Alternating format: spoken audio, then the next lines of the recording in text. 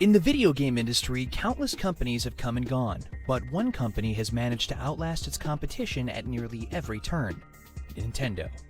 For over 3 decades, Nintendo has beaten its rivals by pursuing its own singular vision of bold hardware innovations and games of unmatched creativity. It hasn't always been smooth sailing though. Along the way, Nintendo's choices as a company have thrilled and baffled gamers. But through all their ups and downs, Nintendo's impact on the industry simply cannot be overstated. Amazingly, Nintendo might never have been so successful if it weren't for one character: Popeye. Yes, that Popeye.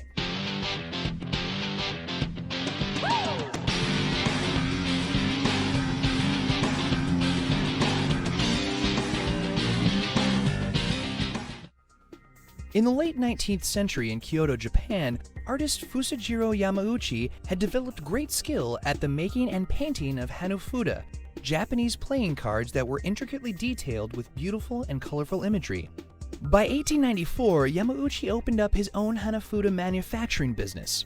He called his new company Nintendo Koppai. Nintendo roughly translates as "leave luck to heaven," a great expression when playing games of chance.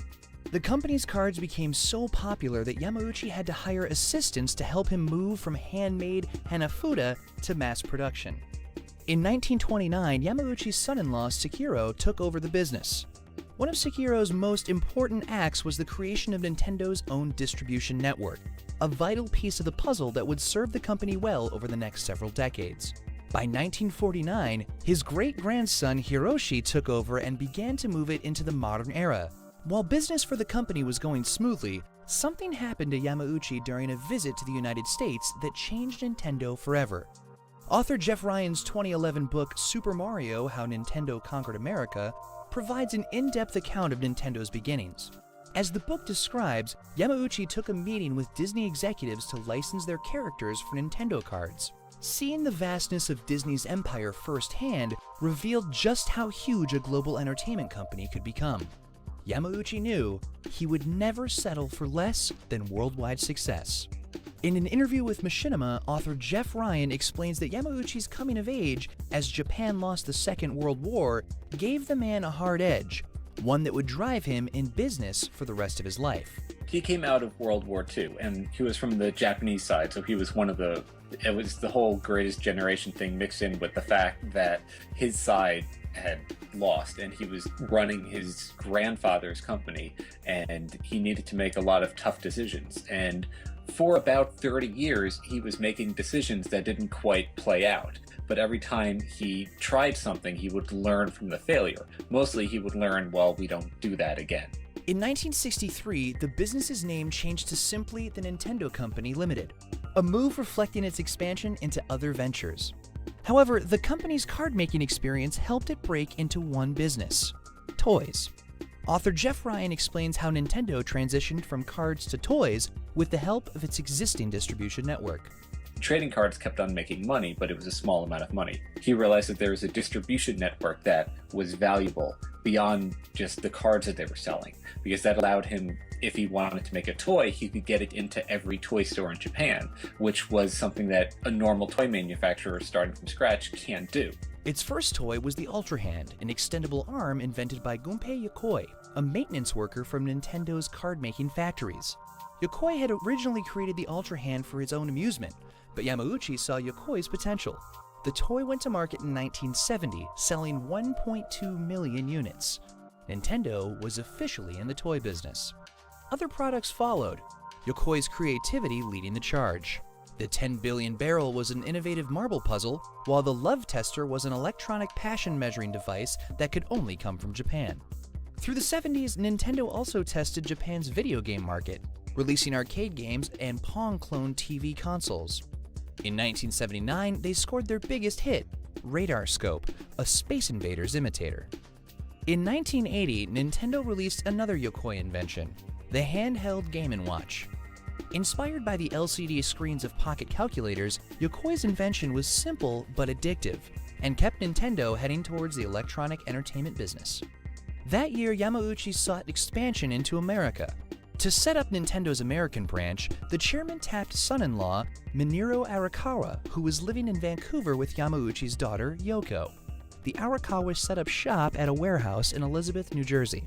To get the ball rolling, their first game would be their Japanese hit Radar Scope. 3,000 cabinets shipped from Japan. Arakawa's attempts to sell the game didn't go well. He only managed to move a third of their supply, leaving about 2,000 machines sitting in the warehouse. Worse, Radar Scope wasn't scoring well with the arcade owners, who preferred games from proven names like Namco or the Arcade King, Atari. The fledgling Nintendo of America had only broken even on the venture so far. They needed a new, inexpensive game, and soon. While his father-in-law looked at his staff in Kyoto for ideas, the Arakawas moved back to the Pacific Northwest.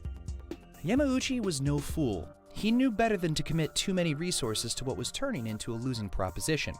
So instead of pulling one of Nintendo's proven designers from other projects, he solicited ideas from his entire company, hoping to make an unexpected discovery within his company. Discover he did. Shigeru Miyamoto, a 29-year-old staff artist, piqued Yamauchi's interest. Miyamoto was teamed with Gunpei Yokoi, who would help turn the new designer's ideas into reality. The two would use a conversion kit to transform those unsold radar scopes into something new. But before they began, they hit a snag.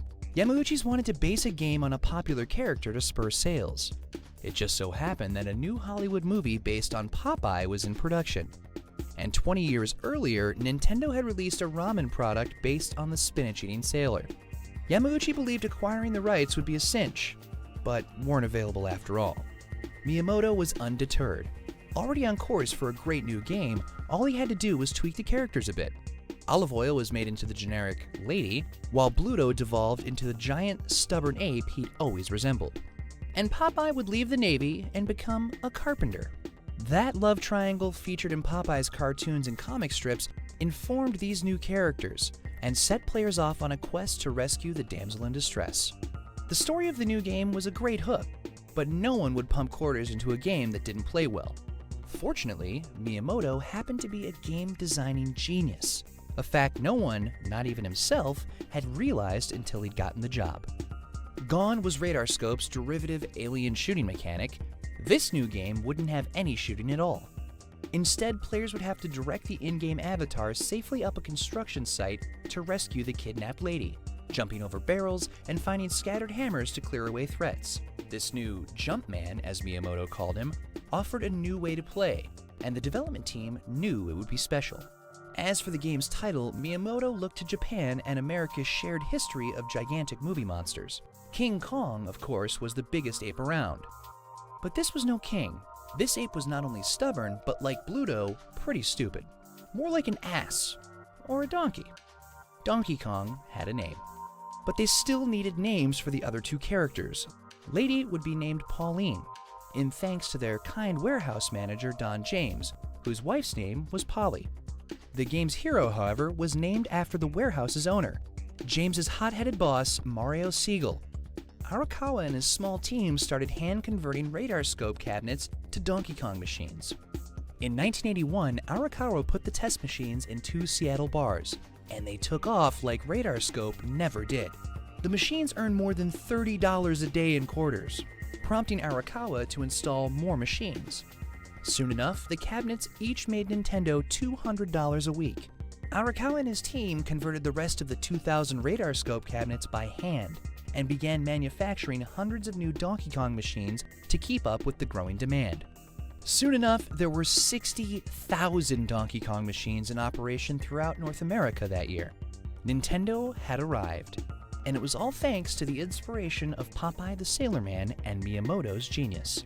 Nintendo exploded onto the arcade scene and brought success Yamauchi had known would one day be his. But in addition to growing into a bigger business, Nintendo had also grown into a bigger target. Tune in next time to see Mario get super.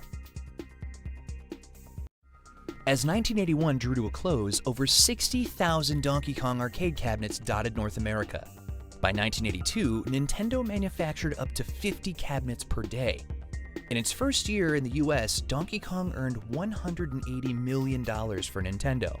In its next year, the barrel-throwing ape earned another $100 million. launching Nintendo into the video game stratosphere.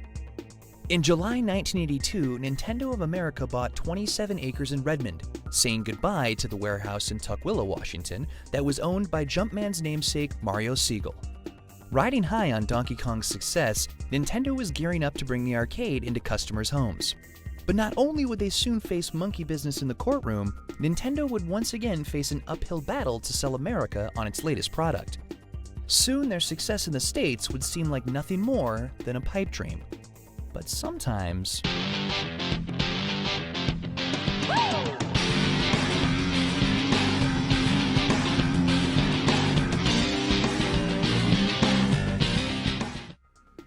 As Donkey Kong guzzled quarters across America in 1981, its creator Shigeru Miyamoto set up to work on a sequel. In 1982, Nintendo released Donkey Kong Jr., a follow-up as unconventional as its predecessor.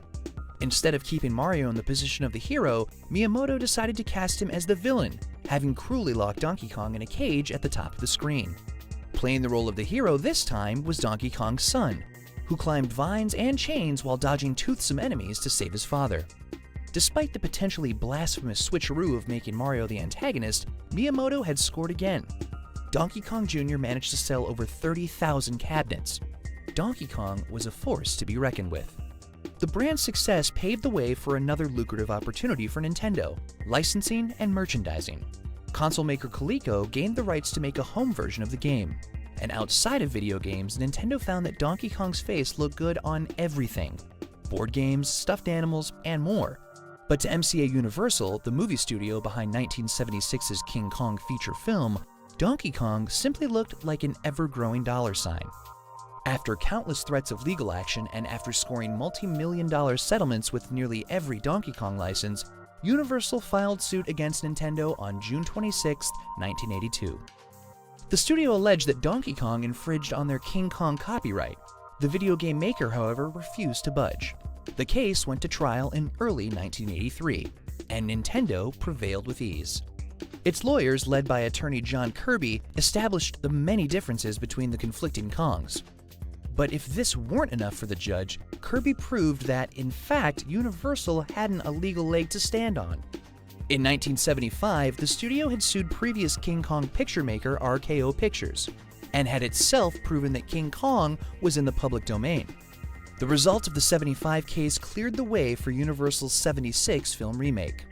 It also caused the judge to throw the suit against Nintendo out of court in '83. Nintendo had taken on the powerhouses of American entertainment and emerged victorious. While Nintendo of America defended itself in court, Nintendo in Japan had released its next big product, the Nintendo Family Computer, or the Famicom. According to Jeff Ryan's Super Mario: How Nintendo Conquered America, Nintendo president Hiroshi Yamauchi had the Famicom in the works for years. The 8-bit home console featured two wired controllers with raised directional pads and two-face buttons, a design that had originated with Gunpei Yokoi's Game & Watch. In July 1983, the Famicom was released in Japan with ports of Nintendo's American hits: Donkey Kong, Donkey Kong Jr., and the game that finally realized Yamauchi's vision, Popeye, a title that shared plenty in common with, what else? Donkey Kong. Nintendo finally wrangled the rights to the Sailor Man who had inspired Nintendo's biggest hit. That year, Nintendo sold over 500,000 Famicoms. The next year, it shattered that number by moving 3 million consoles. Nintendo had another hit on its hands, and the next step was to bring it to the US. But there was one problem. In 1983, the American video game market had crashed, a consequence of too many overpriced and underwhelming systems competing with each other. Game developers sprang up like mushrooms, creating unauthorized and often lousy games for the many consoles on the market. By 1984, the idea of a home video game system was anathema to American audiences and retailers alike. Once again, Nintendo of America's president Minoru Arakawa had an uphill battle selling the systems in the States. The fact that, by 1985, the Famicom had sold over 19 million units in Japan didn't impress American retailers, still smarting over the money they'd lost on video games so recently. So instead of trying to sell a game system, why not try to sell a toy? Nintendo tried to hide the console's true nature, packaging it with a toy robot, the Robotic Operating Buddy, or ROB, along with games Gyromite and Stack Up. No one was fooled, and the plan didn't work. Yamauchi ordered Arakawa and his team to sell the systems to New York toy stores personally. Arakawa followed Yamauchi's bidding, but went a step further. According to Ryan's book, Arakawa went over Yamauchi's head, assuring retailers that they could get full refunds on any unsold systems, a gutsy move that could have cost Nintendo dearly. Fortunately, Arakawa's gamble paid off, and 50,000 units sold in New York. Similar rollouts in other major cities over the next few months yielded similar results. By 1986, Nintendo was finally able to release the Famicom, now named the Nintendo Entertainment System, nationally. It didn't hurt that it came packed with one of the most incredible games yet, Shigeru Miyamoto's Super Mario Bros. Before Nintendo devoted most of its resources to the Famicom and NES, Miyamoto kept working on arcade games. He had spun Mario off into his own game in 1983. Mario Bros. Took place in a pipe-filled sewer, where the pair worked together to knock out as many turtles and crabs as they could. When Miyamoto was promoted to make Famicom games, he took Mario with him. The result was like nothing seen before. A whole kingdom full of secrets, growth-inducing mushrooms, warp zones, stompable enemies, and, of course, lots of pipes. Super Mario Bros.' 1985 debut was a massive success, driving the system's sales and hooking American gamers in ways the Atari and ColecoVision never could. To date, Super Mario Bros. Is said to have sold more than 40 million copies worldwide, holding the record for the best-selling video game for a full 18 years. Miyamoto kept working, creating another masterpiece inspired by his childhood spent roaming the woods and caves in Kyoto. February 1986's The Legend of Zelda, a questing game, featured even deeper exploration than Super Mario Bros. Clearly, Zelda's grand scope and massive dungeons touched something within gamers, and Nintendo had another hit. Other now legendary games followed, like the lonely, haunting space adventure Metroid, designed by Yokoi. That title blew people's minds with the end-of-game revelation that its silent protagonist, Samus Aran, was actually a woman. However, a console can't survive on first-party games alone. Third-party developers were contracted to develop new titles for the NES, but Nintendo's new machine featured a lockout chip that only Nintendo could supply. The chip drove up the costs of production, and games lacking the chip wouldn't play. Nintendo had control. While the chips ensured quality NES games, the way Nintendo lorded them over its third-party developers guaranteed an unhealthy relationship. In fact, a 1988 chip shortage led to just that. Author Jeff Ryan explains how Nintendo handled the shortage. Nintendo decided to ration the chips, which was in one way the only thing they could do. There's not enough supply to meet the demand, so therefore you only give some to everyone. Now, they gave themselves as many chips in the world, but for something like Konami or Capcom, they wouldn't make more than 100,000 copies of a game, and this is a game that could sell millions. And if Konami or Capcom complained, Nintendo would maybe cut their order even more, so they'd only have 90,000. Despite Nintendo's strained relationship with third parties, its relationship to gamers was only getting stronger, thanks largely to Shigeru Miyamoto's continued brilliance, though he wasn't infallible. In fact, his 1986 follow-up to the original Super Mario Bros. Never saw release in the United States, as it was deemed too challenging. It had all the familiar hallmarks of the original game, but harder. Some mushrooms made Mario super, but some mushrooms actually killed him. Nintendo of America thought it was more sadistic than satisfying. But Super Mario needed a sequel, so Miyamoto oversaw production on converting another game, Yumi Kojo Doki Doki Panic, into a new Mario title. Gone was the Mushroom Kingdom and Bowser. In their place was Subcon, a dream world players had to free from the clutches of Wart, an evil frog. And instead of jumping on enemies to stomp them, players could ride them, pick them up, and toss them at other bad guys. Besides the picture on the box, there wasn't much tying the game in with Super Mario. Fortunately for Nintendo, fans were more than happy to explore the world of Subcon. Super Mario Bros. 2 sold over 7 million copies in its 1988 North American debut. Miyamoto still wanted a proper sequel, though. His next project was a true continuation for Super Mario that would both bring the game back to its roots while moving the series forward by leaps and bounds. The result was Super Mario Bros. 3. Players encountered the familiar mechanics of jumping and stomping that made the original game so great, while contending with new powers and abilities. Super Mario Bros. 3 was everything people loved about the first game, but better. And in 1989, as its North American debut drew near, Nintendo of America was approached by Universal Pictures, the same studio that had sued them over Donkey Kong's alleged copyright infringements. The studio's plans for a big-screen version of the Jetsons was delayed, and they needed a project to appeal to kids around the holidays. The result was The Wizard, a movie starring Fred Savage and Christian Slater, depicting two brothers' journeys across the country on a quest to win a video game tournament. And the game featured at the tournament itself? None other than Super Mario Bros. 3, which made its North American debut in multiplexes across the country. While The Wizard isn't remembered as much more than an afterthought, Super Mario Bros. 3's release in February 1990 found its place in the history books. It was Nintendo's biggest hit yet, selling 18 million copies and achieving the record for the best-selling video game not bundled with a system. As it began the 1990s, Nintendo had been transformed since its tentative entrance into the video game market a decade before. Instead of simply being a player in the industry, Nintendo practically owned it. The company seemed invincible. But soon enough, Nintendo would discover the price for not playing well with others. Tune in next time to see Nintendo go portable. By the late 1980s, Nintendo seemed to have sewn up the video game industry across the globe. The Nintendo Entertainment System was a staple of the American family room, and Super Mario was a household name, starring in 3 hit games, several cartoons, and appearing on every product Nintendo could license. But in 1987, NEC released the PC Engine in Japan, a 16-bit competitor to Nintendo's 8-bit Famicom. A year later in 1988, Sega released their 16-bit Mega Drive console.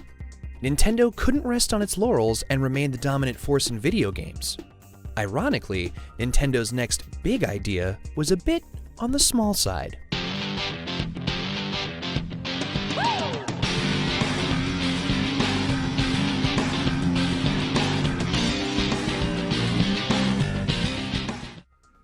Gunpei Yokoi's handheld Game & Watch LCD toys was one of Nintendo's earliest successes in the video game industry.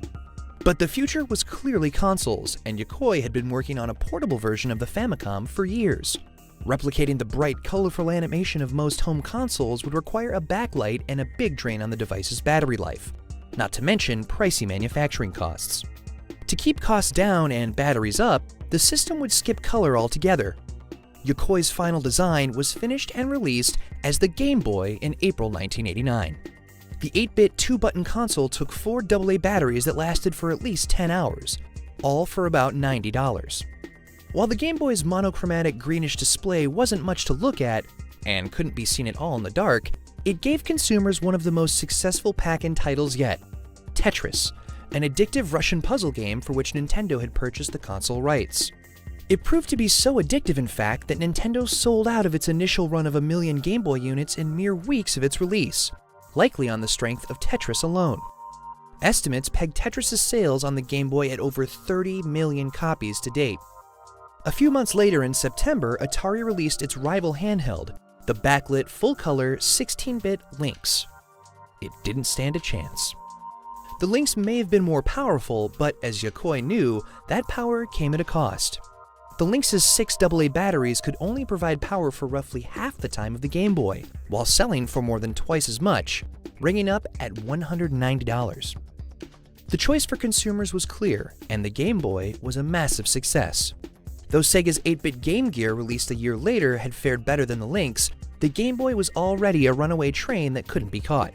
It easily outlasted its competition, selling nearly 119 million units in its unprecedented 14-year life cycle. The fact that the Game Boy boasted Nintendo's exclusive properties only solidified its position as the handheld leader. Shortly after the system's debut, Nintendo published Super Mario Land, a new title produced by Yokoi himself. Mario left the Mushroom Kingdom for a place called Sarasa Land. Instead of rescuing Princess Toadstool from King Koopa, Mario fought a mysterious spaceman named Tatanga to rescue Princess Daisy. But of course, the differences didn't matter. Mario jumped and stomped his way to 18.4 million sales. Other famous names appeared on the Game Boy. Yokoi brought his lonely space adventure back for Metroid 2: The Return of Samus in 1992, and Shigeru Miyamoto's The Legend of Zelda: Link's Awakening was published a year later. but not every Game Boy star came from the NES first. In 1992, a Nintendo-sponsored developer, HAL Laboratory, created a new platformer called Kirby's Dream Land, which starred a flying pink puffball who could swallow up enemies like a vacuum cleaner. And just as Mario was named after Nintendo's landlord, Kirby was named for John Kirby, the ace attorney who defended the company in Universal's 1983 Donkey Kong lawsuit. Even though Nintendo was handily winning the battle for handhelds, the home console war was heating up. Though the Famicom was king in Japan, by 1990 Sega's 16-bit Genesis, the American name for the Mega Drive, was making serious waves. Sega had taken advantage of their competitors' adversarial relationship with third-party developers. For years, Nintendo had held developers hostage by rationing out lockout chips, without which games wouldn't play on the Famicom or NES. Because Nintendo sought absolute control over its products, it transformed itself into little more than a tyrant. Jeff Ryan, author of Super Mario: How Nintendo Conquered America, explains how Sega leveraged Nintendo's bad behavior to their benefit. When Sega came out with the Genesis, so many third-party developers flocked to them just because Sega was treating their developers well and Nintendo was not. And Nintendo was able to do that because they were the only game in town. They had something like 92% market share. But when the Genesis came around and the Genesis started to gain speed, people realized, oh, finally there's another heavyweight contender out there. There's someone else who can take on the Goliath. Sega churned out arcade ports and secured exclusive third-party releases, a side effect of a clause in Nintendo's contracts forbidding developers from making games for other consoles. One of the most important turned out to be the very first console version of Electronic Arts' new sports franchise, Madden NFL Football, which earned huge sales during Christmas 1990. And in the following summer, Sega released their own homegrown killer app, a new high-speed platformer called Sonic the Hedgehog. Suddenly, Sega had their own Mario, but one with wild hair, a 90s tood, and the remarkable ability to finally threaten Nintendo's stranglehold on the American console market. But, of course, Nintendo had long been working on the NES's successor. The 16-bit follow-up was released in the fall of 1990 in Japan as the Super Famicom, and in summer 1991 in America as the Super Nintendo Entertainment System. The console came with Shigeru Miyamoto's most expansive and best-looking game yet, Super Mario World. Once again, Nintendo's pack-in title helped move systems. According to Ryan's book, Super Mario World sold 3.5 million copies in Japan, while in the States, gamers bought 17 million. 3 days after its US launch, retailers had sold out of the Super Nintendo console. The SNES was a hit, but unlike its predecessor, it faced some fierce competition. Despite Super Mario World's brilliance, Sonic's rush onto the scene had suddenly made Nintendo seem uncool. Sega seemed to represent everything that was hip and new in video games, while Nintendo looked safe, stodgy, and downright old. Even though 1991's SNES was technologically superior to 1988's Genesis in every way. By 1992, sources estimate the Genesis had a roughly 55% market share over its competitor. By 1993, cracks started appearing in Nintendo's public image. A big-budget Hollywood movie based on Super Mario Bros. Starring Bob Hoskins, John Leguizamo, and Dennis Hopper was released that summer, to abysmal reviews and performance. What should have been Nintendo's ultimate triumph was a universally reviled public embarrassment. Today, Super Mario Bros. Holds a place in cinematic history as not only one of the worst video game movie adaptations, but simply as one of the worst movies. Period. That wasn't the only problem Nintendo faced that year. In September, Acclaim published SNES and Genesis ports of Midway's ultra-violent arcade fighter, Mortal Kombat. But despite being 16-bit versions of the same game, the ports were anything but equal. The Genesis version featured just about every blood-splattering hit and spine-ripping fatality from the original. The SNES port, however, was heavily modified to reflect Nintendo's family-friendly policy. Fatalities were out, tamer finishing moves were in. Absurdly, brutal hits didn't result in sprays of blood, but sprays of grayish sweat. It's estimated that the Genesis version outsold Nintendo's by roughly 4-1. And the move did seemingly irreparable damage to Nintendo's reputation with gamers, as the company continues to fight the perception that it just makes games for kids. But the final tally of the first true console war between the Genesis and the SNES didn't seem to account for Nintendo's missteps. Though Sega never released data, estimates tally the Genesis's worldwide sales at about 29 million worldwide. not quite 2/3 of the Super Nintendo's 49.1 million global sales. When all is said and done, the SNES simply had the better games. Sega's ascendance forced Nintendo to allow multi-platform games from third parties. But Mortal Kombat aside, the Super Nintendo's superior hardware meant that, most of the time, games looked, sounded, and played better. Nintendo could also claim the support of one of Japan's top developers, Squaresoft, whose Final Fantasy series, The Secret of Mana, and Chrono Trigger were SNES exclusives, and helped popularize the RPG genre in America. And besides Super Mario World, the SNES had an impressive roster of first-party games that became industry legends. Familiar titles like The Legend of Zelda: A Link to the Past and Super Metroid appeared, not to mention launch title F-Zero, the Super FX chip-powered Star Fox, and the genre-spawning Super Mario Kart. And that wasn't all. The company's decision to buy a 49% stake in British developer Rareware in 1994 proved to be nothing short of genius, as was releasing one of Nintendo's oldest properties from its closely guarded vault.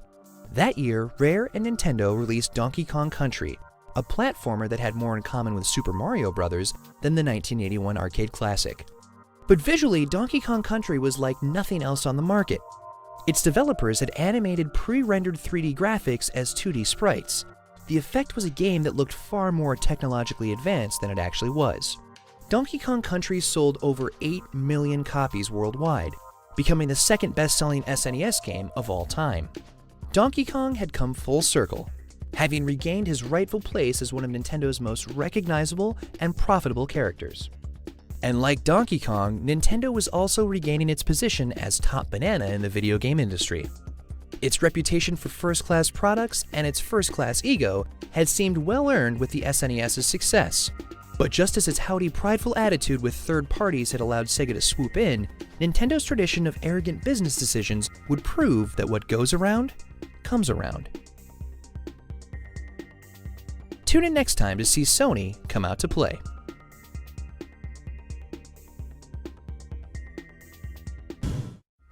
By the mid-1990s, Nintendo had won the 16-bit console war against Sega. But that victory came at a cost. Its reputation faltered when it censored SNES ports of the ultra-violent and ultra-popular Mortal Kombat.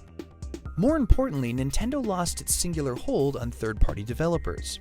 Sega wooed many away to make games for their Genesis, a seduction made easy by Nintendo's years of bullying developers into lopsided contracts. In the mid-1990s, Nintendo had won the 16-bit console war against Sega.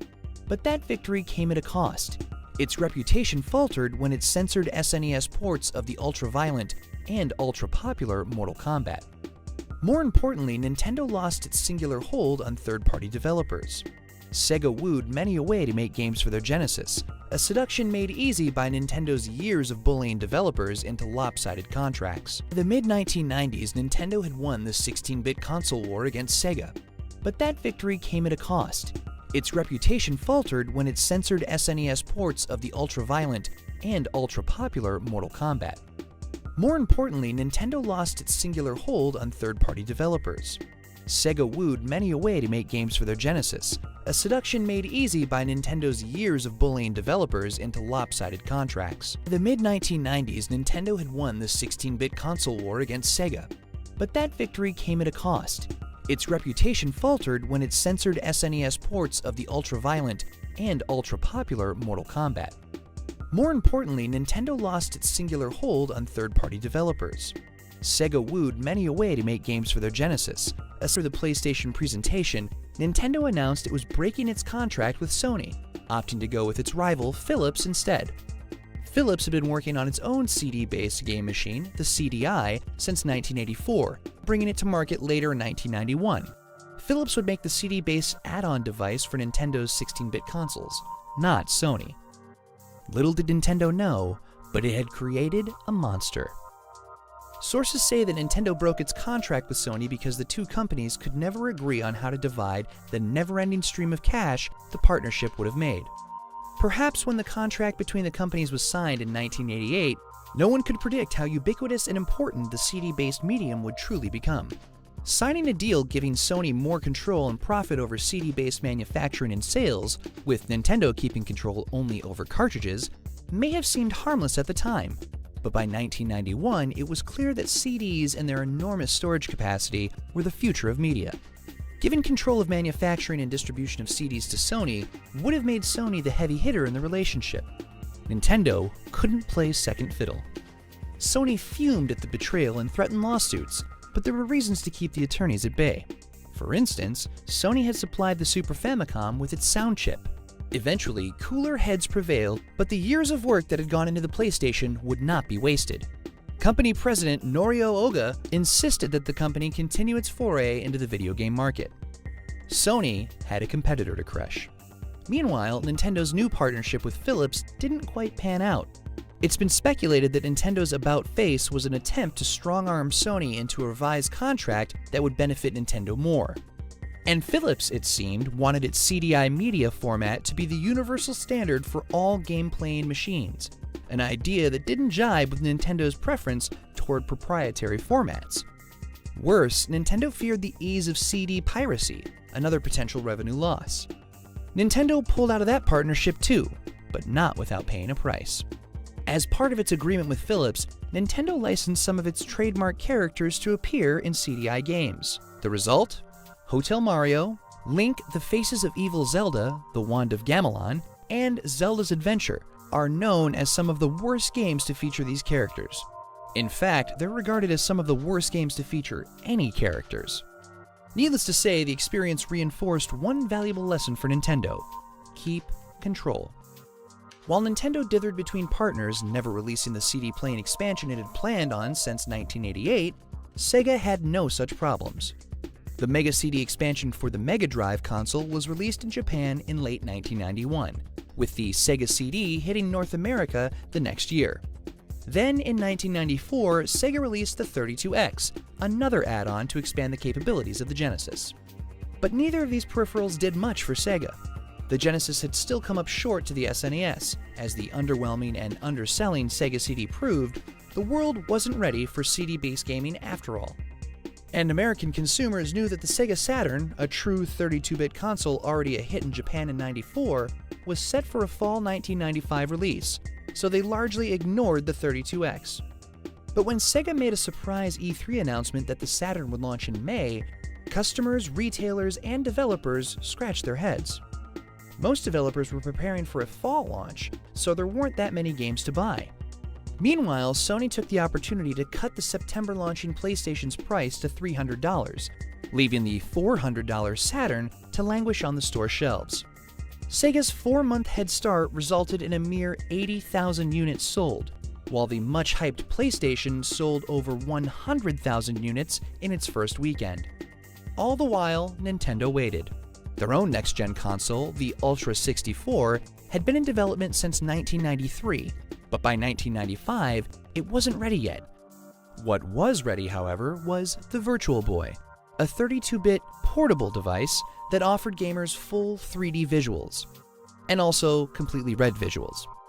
Gunpei Yokoi had been developing the device with his team since 1991. Throughout that time, the Game Boy inventor struggled with the Virtual Boy's design and was reluctant for it to go to market. According to Jeff Ryan's book, Super Mario: How Nintendo Conquered America, Yokoi wanted to wait until including full-color visuals was more affordable. Nintendo's president, Hiroshi Yamauchi, however, wanted a new product on the market while the Ultra 64 matured. The Virtual Boy launched in the summer of 1995. It was quietly discontinued less than a year later, having only moved 770,000 units worldwide. The failure made Yokoi a pariah within Nintendo. Yokoi helped develop the Game Boy Pocket, then retired from the company and began consulting. However, Nintendo would never benefit from Yokoi's genius again. In 1997, he was killed in a tragic car accident. It's not clear whether Nintendo's troubles truly began with Yokoi's departure, or if Yokoi's exit was merely a symptom of Nintendo's bigger problems. But when Nintendo released its next-generation console, now called the Nintendo 64, in 1996, it wasn't the dominating force its predecessors had been. The N64 launched to very strong sales. In 4 months in North America, it sold 400,000 units, far outstripping the Saturn's dismal performance.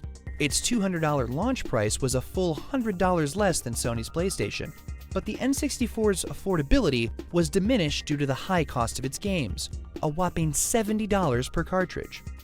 Unfortunately, one of the system's best-loved and most successful launch titles, Super Mario 64, was more than worth the price of admission. Nintendo's resident genius, Shigeru Miyamoto, had done it again, reinventing Mario in a way that was both brand new and comfortably familiar. For the first time, Mario existed in a deep, fully three-dimensional world, freed from the flat lands of 2D side-scrolling. Miyamoto had packed 13 enormous levels full of exploration, taking a page out of the Zelda playbook.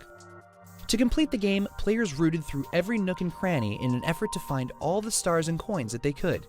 But Miyamoto's game was part of the reason the N64 was delayed a year. Originally, he'd wanted to include 40 levels in the game. In fact, some of the elements he couldn't fit into Super Mario 64 appeared in The Legend of Zelda: The Ocarina of Time, which was released 2 years later in 1998. Both games were considered masterpieces, as were many of the other first-party games Nintendo published. Star Fox 64 and Mario Kart 64 were enormous expansions of the original SNES titles, while new franchises like Super Smash Bros. And Mario Party found popularity of their own. And Rare, the studio behind the SNES smash Donkey Kong Country, delivered another critical hit for the system in 1997, GoldenEye 007, which sold more than 8 million copies and offered what seemed impossible: a great first-person shooter on a console. GoldenEye paved the way for the torrent of console first-person shooters that have followed, and best of all, GoldenEye was an N64 exclusive. But amid Nintendo's successes, there was a critical piece of the puzzle missing: third parties. The reason? Cartridges. As game makers continued to up the ante with cinematic visuals and sound, it was apparent that CDs were the best medium for the job. They were inexpensive to manufacture and held tons of data. While cartridges could load more quickly, they held a fraction of the data of discs. Sega and Sony understood the CD's benefits, while Nintendo only saw drawbacks, none more frightening than piracy. Developers didn't share Nintendo's fears and started pulling their support in search of easier development and higher profits. The avalanche started with Squaresoft, which had previously enjoyed a lucrative partnership with Nintendo on the SNES console. While the two companies had thrived together, Square was expanding its scope, and its next project, Final Fantasy VII, was shaping up to be epic. But such a large game would never fit on a cartridge. The choice for Square was clear. In 1997, Final Fantasy VII launched for the Sony PlayStation. The game was a monster hit, selling over 10 million copies, popularizing the RPG genre among American gamers, and making plenty of money for Sony. Soon, most third-party developers had flocked to the PlayStation, leaving Nintendo fans to wait for more appearances from Mario and the rest of the gang. Nintendo's stubbornness had finally taken its toll. When the smoke cleared, the N64 was certainly a very popular console, having sold 32.93 million units worldwide by the end of its life cycle. It had easily trounced longtime rival Sega, whose Saturn only ever sold 9.5 million units. But neither could touch the PlayStation, which sold over 102 million consoles worldwide, becoming the first video game console to break the 100 million mark. Nintendo was no longer number one, having been relegated to a distant second. And with the release of their next console, a distant second might have looked pretty good. Tune in next time to see Nintendo box itself in. The 1990s concluded with Nintendo feeling triumph and defeat. Its N64 console easily trounced the Sega Saturn system in sales and popularity. But both systems had their clocks cleaned by the 100 million selling Sony PlayStation, a system that owed its existence to Nintendo having commissioned its creation, and Sony's thirst for revenge after Nintendo's backhanded business dealings.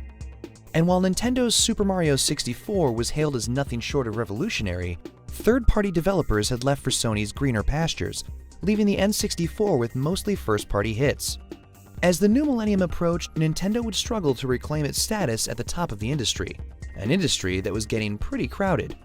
Soon, a fourth participant in the console war would enter the fray, leaving Nintendo feeling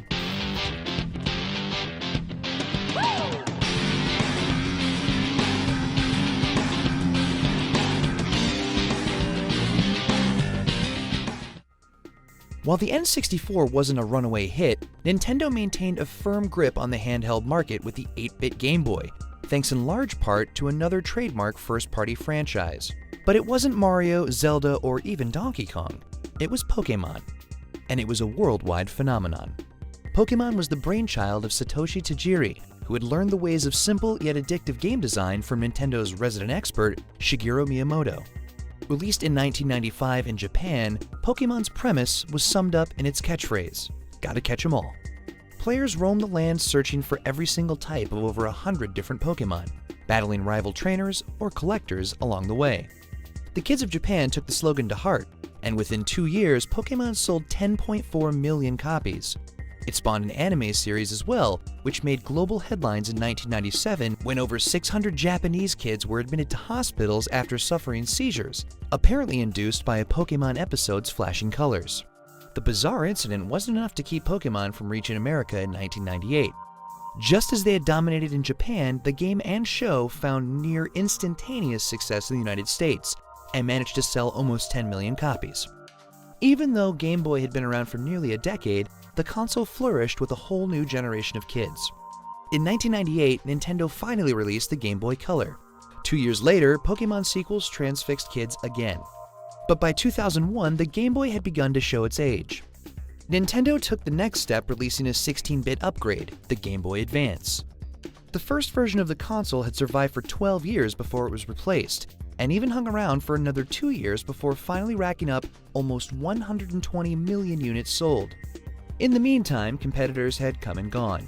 The Game Gear, Lynx, TurboGrafx Express, Neo Geo Pocket Color, and the Wonder Swan, a Bandai-made system that owed its creation to Game Boy's own inventor, the late Gunpei Yokoi.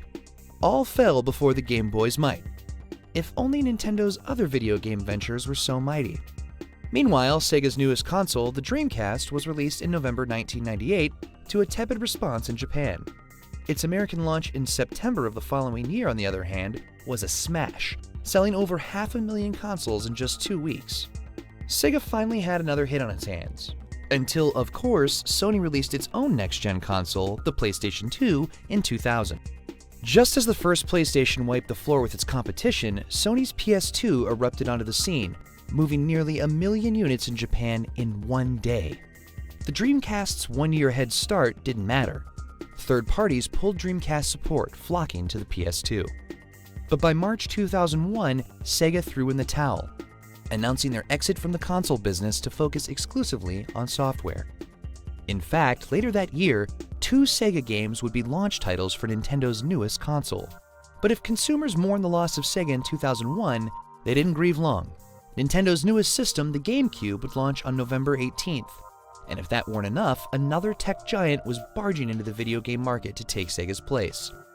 Microsoft's Xbox was scheduled to launch a mere 3 days before the GameCube. The latest console war had begun. Sony's PlayStation 2 was the clear frontrunner, considering its growing catalog of hit games after a year on the market, a built-in DVD player, and its backwards compatibility with the original PlayStation's game library. The new challenger, Microsoft's Xbox, had plenty to offer as well, like its own DVD player, an internal hard drive, and an integrated Ethernet adapter for high-speed online gaming. The GameCube came in purple or black and had a little handle so you could carry it. In many ways, this was an unfair fight. Microsoft had the capital to brute force its way into the console market, a move Sony used a generation before with the PlayStation. Sony and Microsoft both had enough money pouring in through their other divisions to offset the costs of entering the video game market cold. Even selling feature-packed consoles at a loss was manageable for Nintendo's competitors. Nintendo, by contrast, made only games. How could it hope to compete against 2 big-spending tech giants with virtually unlimited wallets? The GameCube's North American launch still managed to impress, however.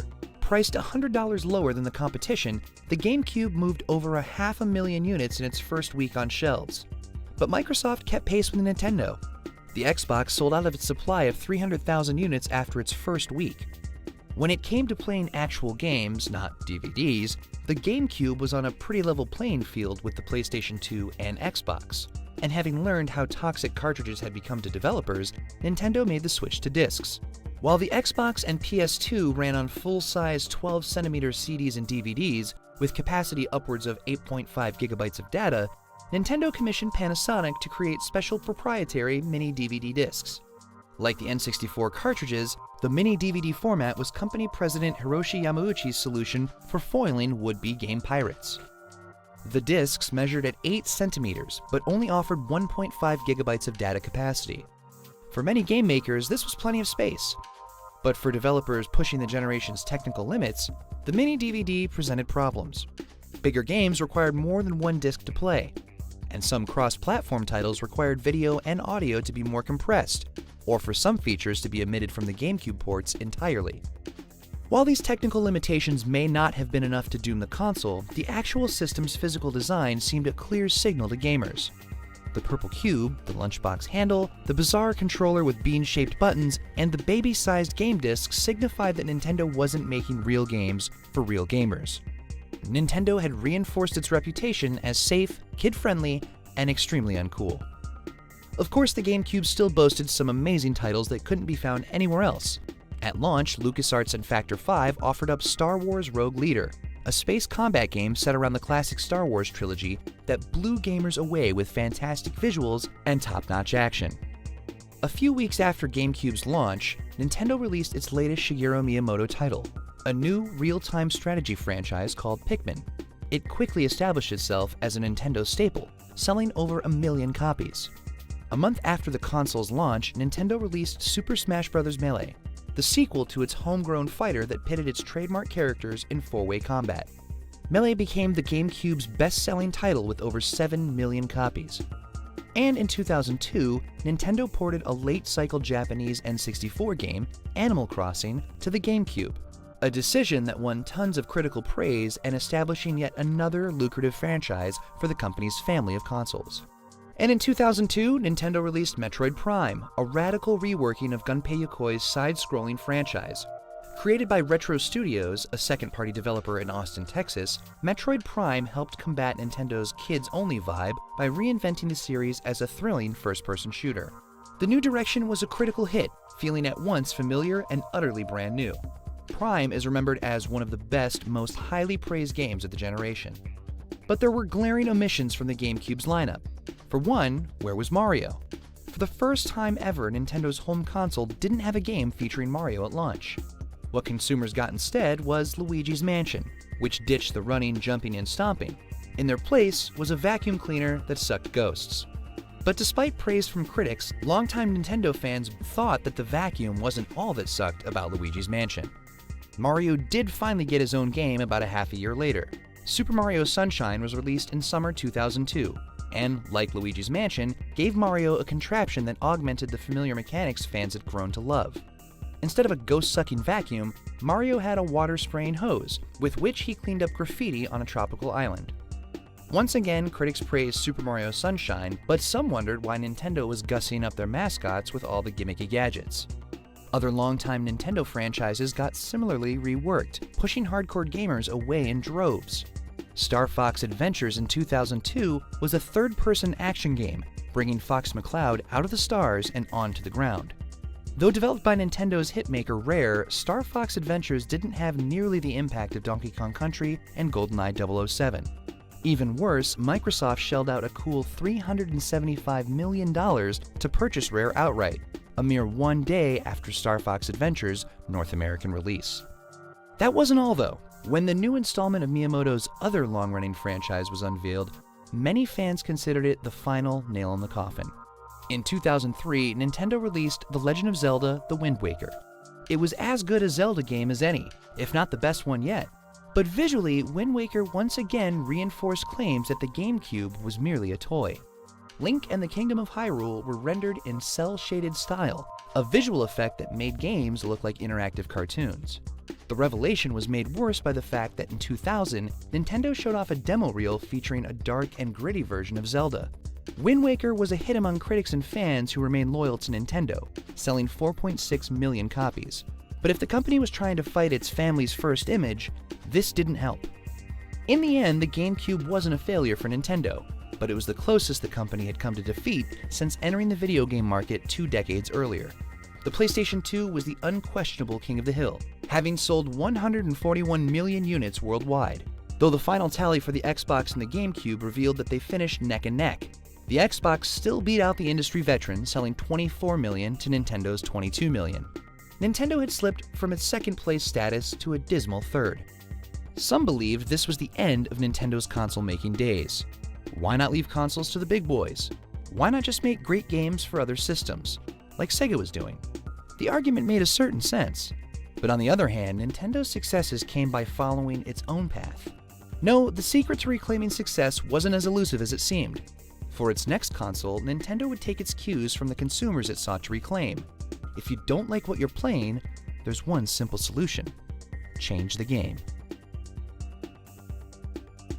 Tune in next time for Nintendo's Revolution.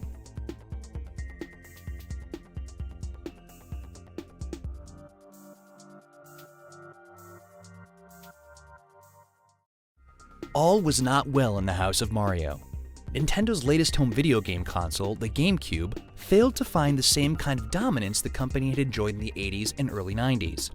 While the company's name was once synonymous with video games, Nintendo's missteps and inability to change with the times had left it with a battered reputation. It was seen as out of touch and geared only towards Pokemon-loving kids. Gamers who consider themselves serious or hardcore turned their noses up at Nintendo's offering, and the result was a severely reduced market share. Their one-time rival Sega left the console business altogether to focus on software, a business shift many critics thought Nintendo should follow. But reinvention was a part of Nintendo's DNA. Though it may have had a tin ear when it came to listening to fans, Nintendo always heard the beat of its own drummer loud and clear. Soon, the company would outsell its competition and find its way back into the good graces and living rooms of gamers the world over.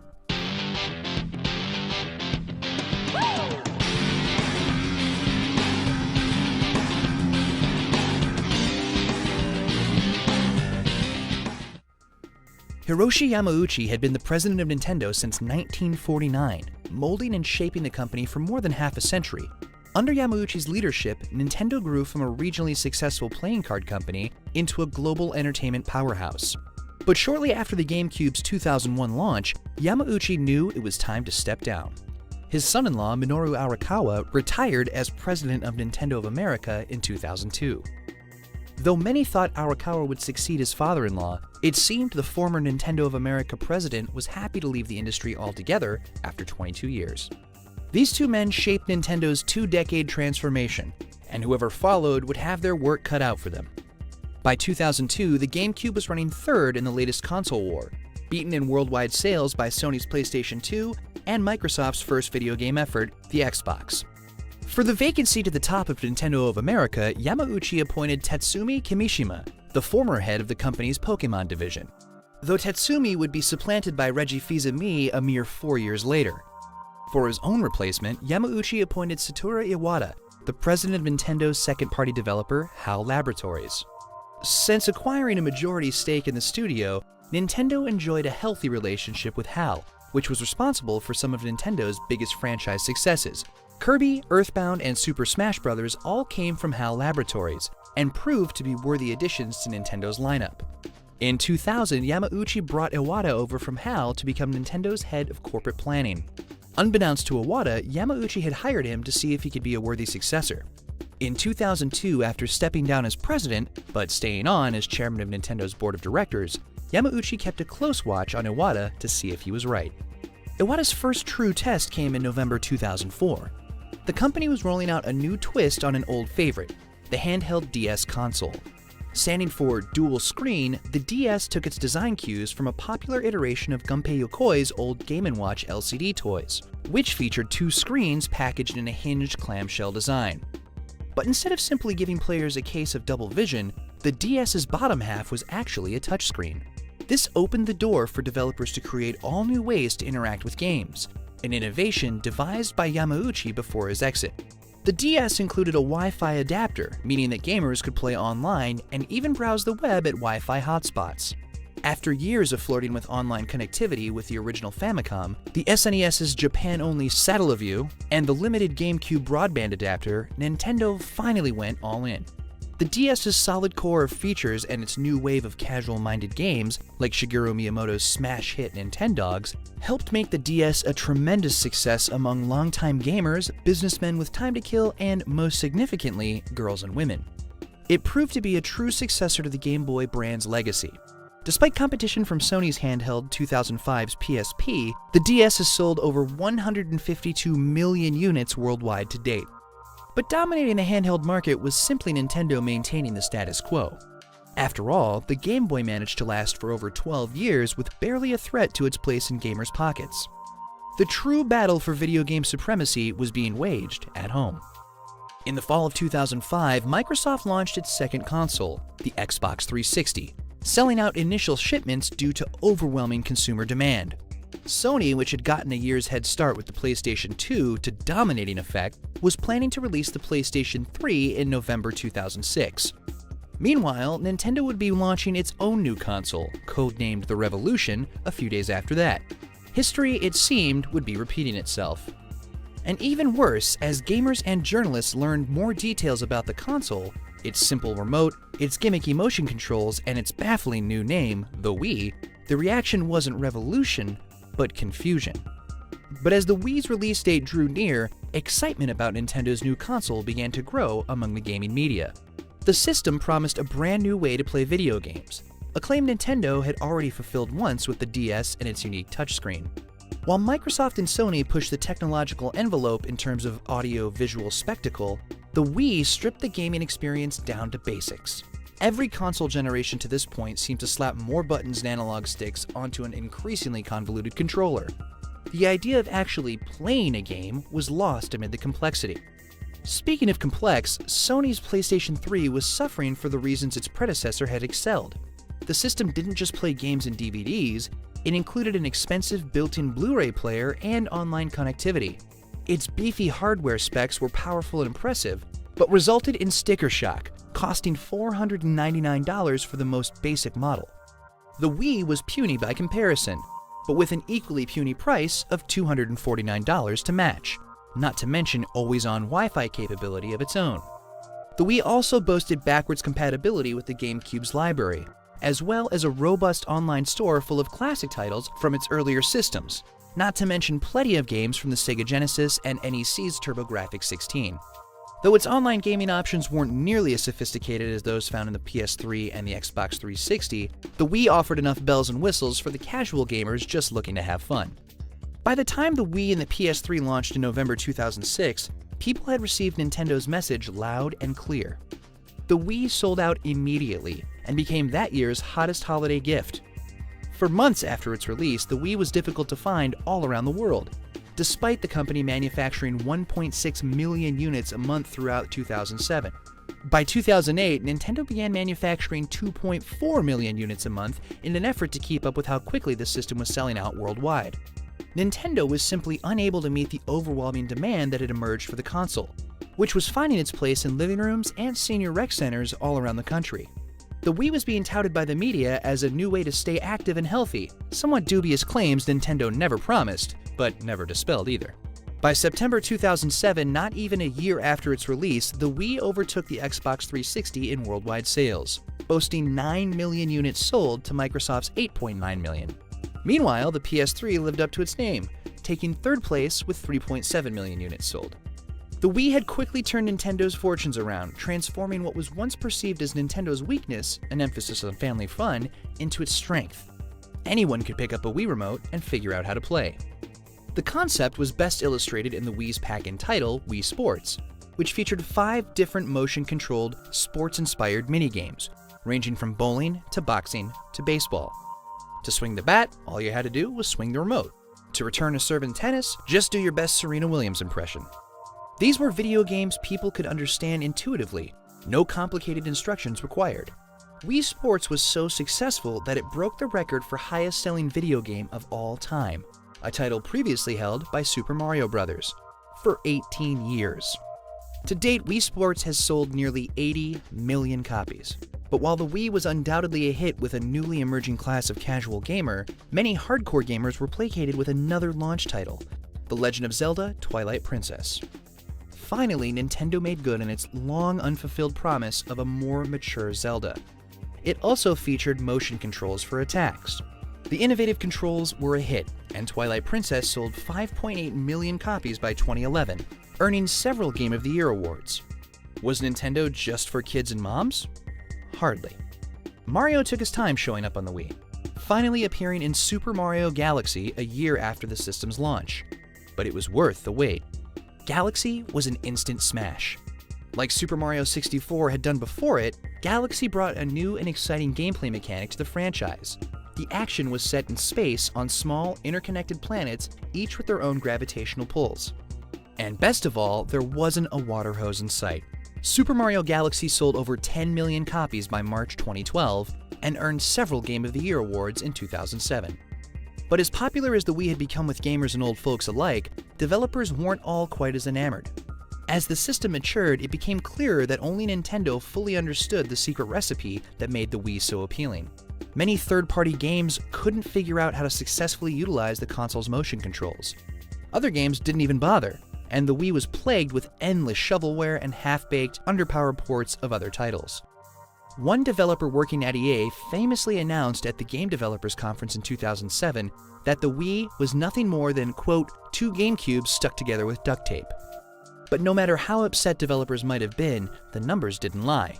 By September 2012, the Wii had sold 97.18 million units, while the PS3 and Xbox 360 were neck and neck with roughly 70 million units sold for each. The system was a hit, and Nintendo was back on top. The Wii never could stand up to the horsepower of the Xbox 360 and PS3, but neither competitor could boast the Wii's intuitive and unique motion controls, though they tried. In 2010, both Sony and Microsoft launched their own takes on the Wii's motion-based gaming, the PlayStation Move and the Xbox Kinect. Once again, Nintendo had transformed the industry, and its rivals were scrambling to keep up. Nintendo was king of the hill once more. After 5 years of enjoying its reclaimed market dominance, the company planned to wow the world again with its latest device, a giant leap in handheld gaming technology over its wildly successful DS console. What could go wrong? In a word, everything. Tune in next time for Nintendo to start seeing red. The Wii was a return to form for Nintendo, rocketing the company straight to the top of the video game market. It easily outpaced the competition in sales, racking up nearly 100 million in console sales over the course of 6 years. It also featured some of the company's most exciting and innovative first-party games yet. But for every great Nintendo-made Wii game, there were at least 3 forgettable third-party titles. The system was plagued with inferior ports, low-selling exclusives, or straight-up shovelware. Nintendo had captured the hearts and living rooms of families around the globe, while the Wii left a bad taste in the mouths of so-called real video gamers. So how could Nintendo keep the casual audience it had won with the Wii, but recapture the hardcore gamers who felt buyer's remorse? Could the two factions come together once more?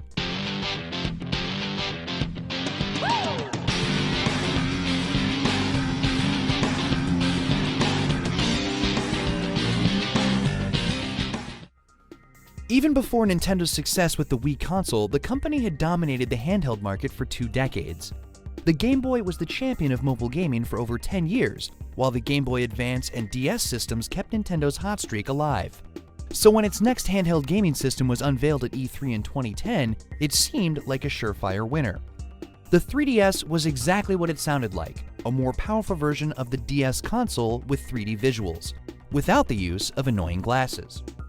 A year before, in 2009, James Cameron's big-budget spectacle Avatar had ushered in a frenzy of interest in 3D movies and television.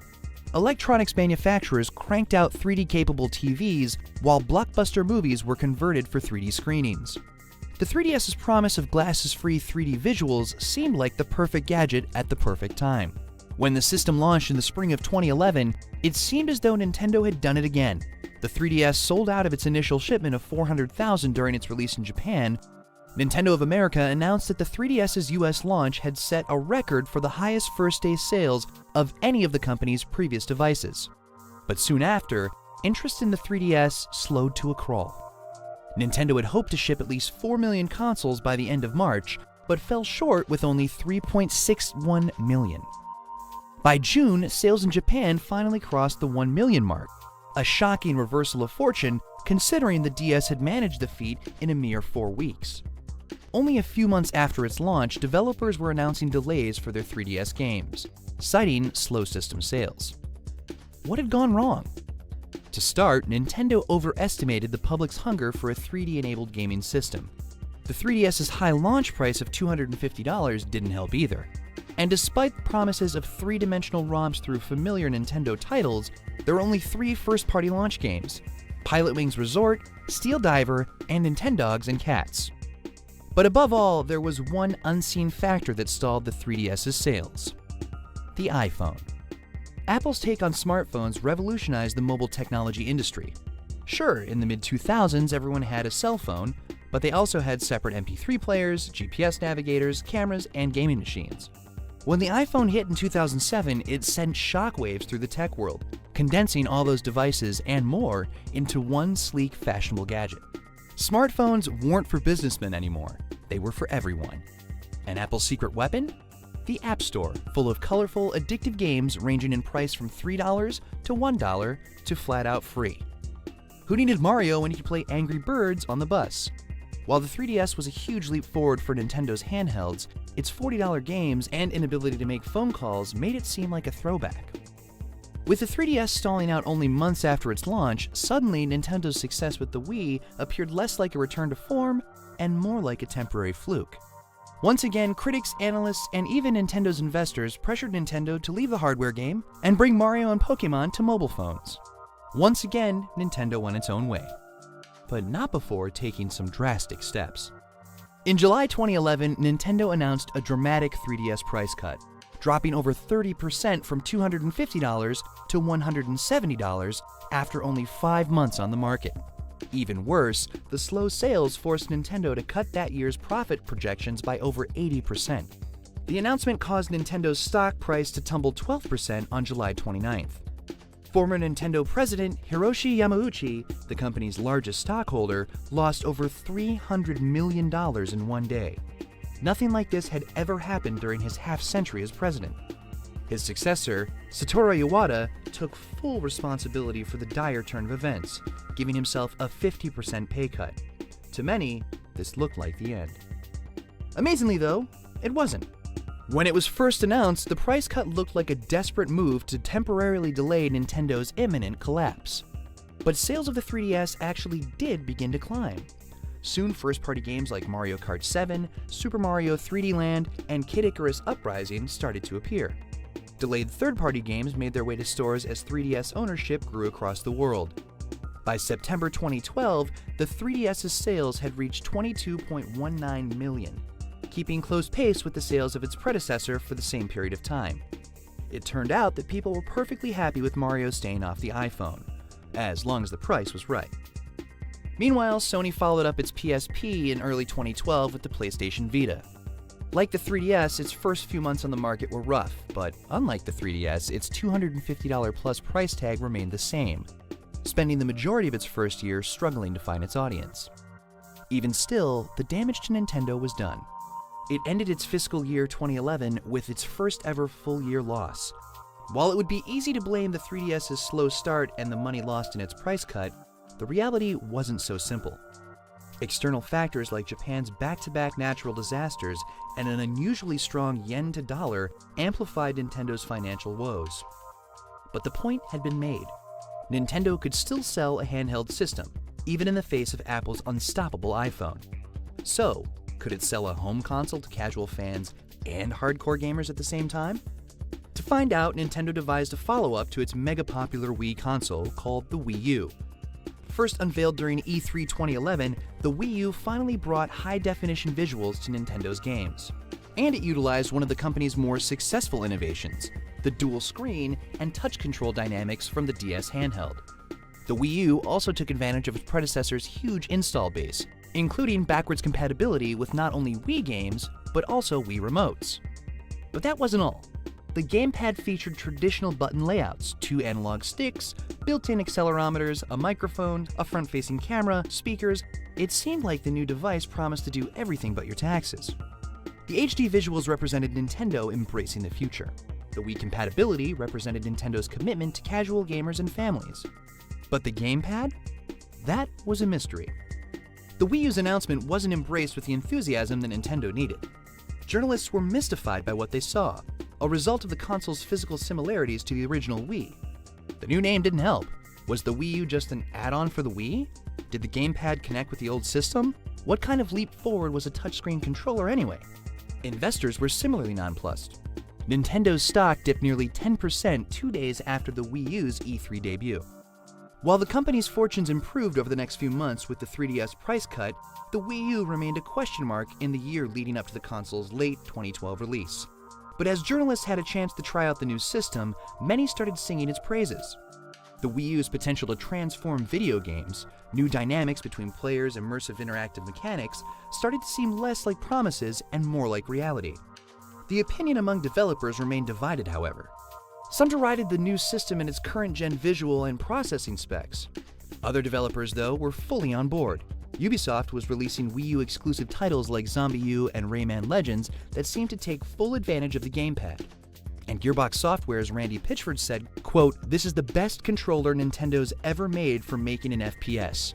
This is the best controller Nintendo has ever given us for playing hardcore games."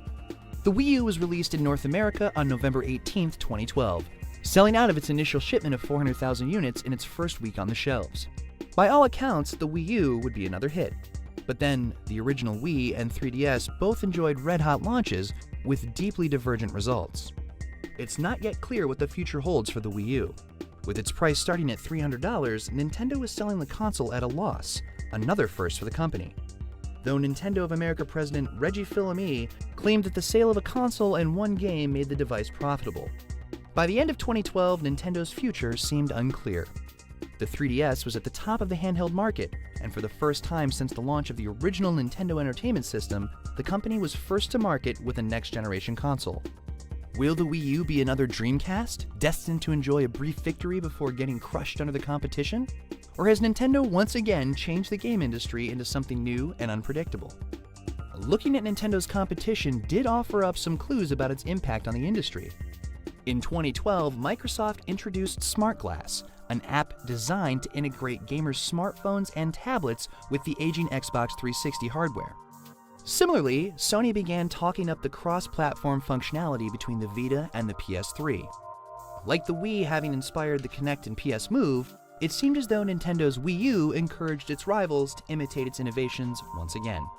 No matter what happens with the Wii U, Nintendo has had a greater influence on the video games industry than any other company before or since it entered the industry. In terms of business, Nintendo's first home console created a business model the industry has embraced and internalized.